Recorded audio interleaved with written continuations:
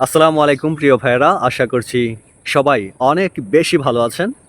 আলহামদুলিল্লাহ আমিও আপনাদের দোয়া এবং আল্লাহ তাআলার অশেষ মেহেরবানিতে আমিও অনেক বেশি ভালো আছি আপনাদের মতোই।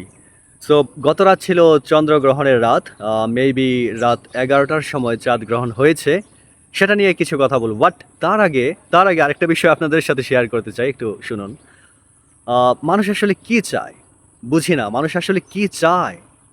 দেখেন, আপনি যদি চৌরাস্তার মোড়ে দাঁড়িয়ে কোনো বাজারে আপনি কোরআন তেলাওয়াত করেন, সেখানে মনে হয় না খুব একটা শ্রোতা পাবেন। দেখার মতো খুব একটা মানুষ পাবেন বলে মনে হয় না।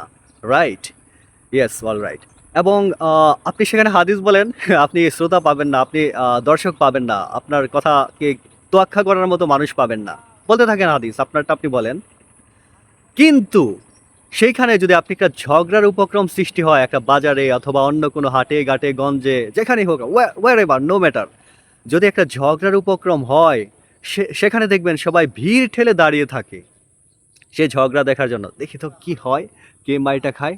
মানে কিছুদিন আগে আমার স্বচক্ষে দেখা একটা ঝগড়ার উপক্রম হয়েছিল, সেখানে মানুষ মানে লাইন ধরে দাঁড়িয়ে আছে। না না না, ফেরানোর জন্য না, মানে ঝগড়াকে আটকানোর জন্য না, বরং কি হবে, কে মাইর খাবে, কে মাইর দিবে, তা দেখার জন্য। আসলে মানুষ চাইটা কি? হ্যাঁ, এখন আসেন চাঁদ গ্রহণের ক্ষেত্রে। দেখেন, চাঁদ কিন্তু বরাবরই জ্যোৎস্না ছড়ায়, রাইট? একটা পূর্ণিমার রাতে কত সুন্দর আলো ছড়ায়, ঠিক আছে না? বাট সেইটা মানুষ এখন দেখার অপেক্ষায় থাকে না। হ্যাঁ, মানুষ কোনটার অপেক্ষায় থাকে?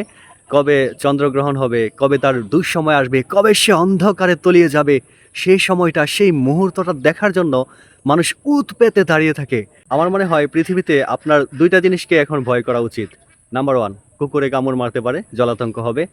নাম্বার 2, এখন কিন্তু মানুষের কামড়েও জলাতঙ্ক হতে পারে। বিকজ তারা এখন আর আপনার ভালোটা চায় না। তারা এখন অপেক্ষায় থাকে কখন আপনার খারাপ সময়টা আসবে এবং তা দেখে তারা মজা নিবে। ধন্যবাদ সবাইকে। ভালো থাকবেন।